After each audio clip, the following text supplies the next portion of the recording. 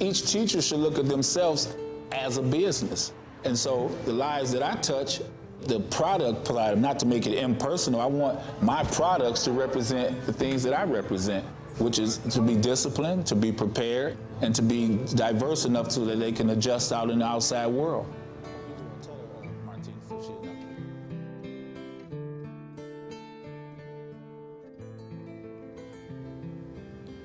We're investing in young lives. These people are going to grow up one day. They're going to run the world. You know, they're living in our communities. They're going to be my peers one day. We invest our time and our talent and our energies to try to create in this kid something for the future. Why not be directly involved and invest in who's going to take care of you?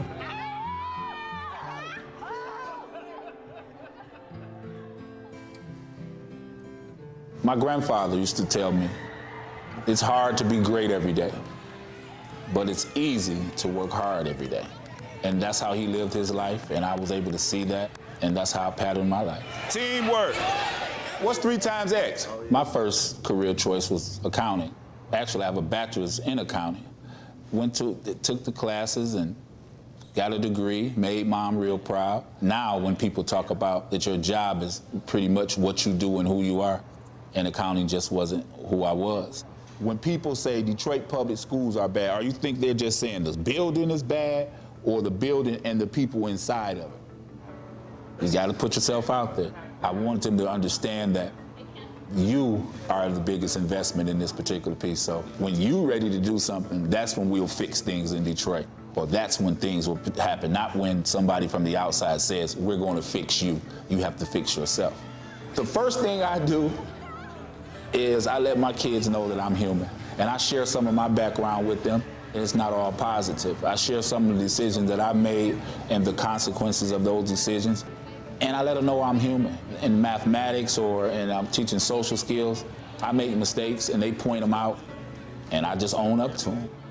Some people, that is true. That is a sweet mistake. Some people do. And that builds that bond of trust because they come look at you like, who is this guy? What do you think he is? Anybody has something different than that? In business, if I'm in a particular business and I order some supplies for you, my input goods, and they're not up to par, I can make a phone call and say, hey, I don't want them. You need to send me higher quality of goods, raw materials. But when a student comes in this door, we don't send them back.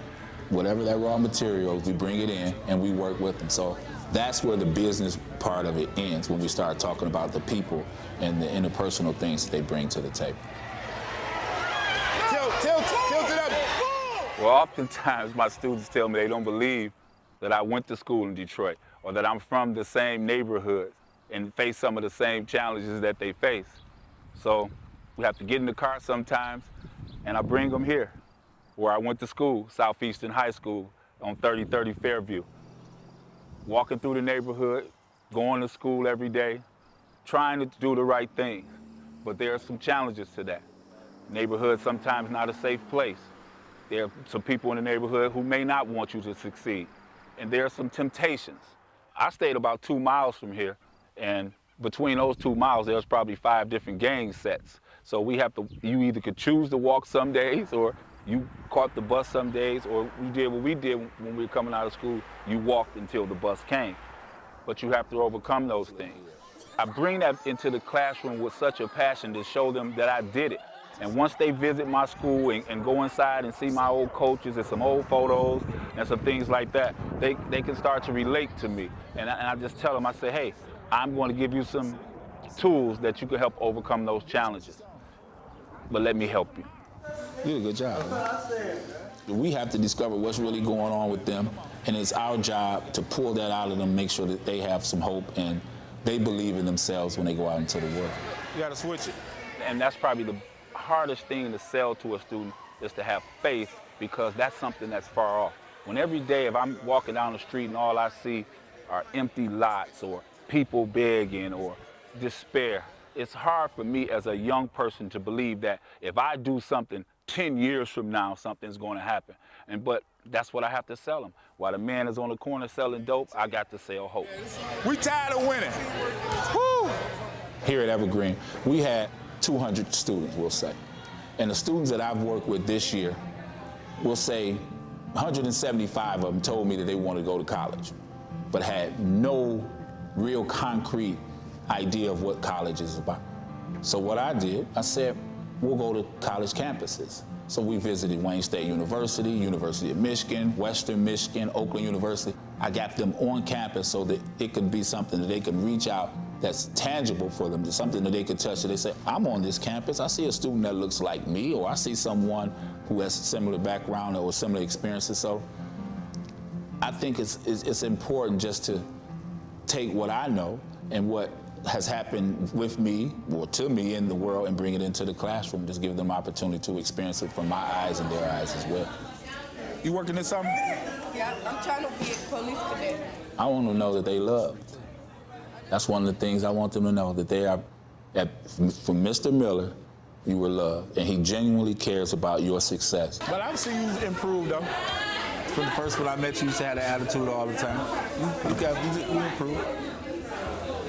I'm talking to the social worker. They've been helping me with my... Who's your social worker? I'm talking about here? Because I've been having family issues. And you be mad? Are you adopted? I didn't know that. I want you to know that while you're with me, that I genuinely care about you. Now, as far as the academics, I'm going to push you with rigor and high expectations so that you'll be prepared, so that when you go in front of any teacher at any level, college or go right off into your trade or what have you, that you'll be prepared for that. But first and foremost, I want them to know that they're loved. I met my daddy Sunday. You just met your father for the first time? Sunday. Wow. I always wanted him in my life. My grandma wanted him in my life. My grandma had took them in, and my grandma, she was color street. So she didn't want the dark. Look, I remember when I was your age, I just used those little journals that that they give us like school. Right now, I probably got about over 100 and some journals. Just when I wrote stuff, poetry, how I was feeling. Let's get you a book. I'm gonna bring you a book. It's gonna have all blank pages on it. You just write down the stuff that you want to write down, and I was already proud of you. Now I'm over here like, wow. To be honest with you, you had something in your life that people could take as a negative, use it as a positive. Because one day you're gonna be a wife and a mother yourself. I've seen it. I have students that are in colleges all across this country that come back or call me and say, Mr. Miller, I remember you told me this in 1998. Or Mr. Miller, remember when you this? Or Mr. Miller, this is my wife and my children.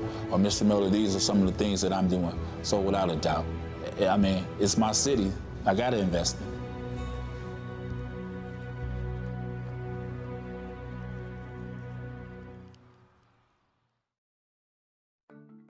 Great Teachers is brought to you by the United Way for Southeastern Michigan, with support from the Ford Foundation. More information is available at www.liveunitedsem.org.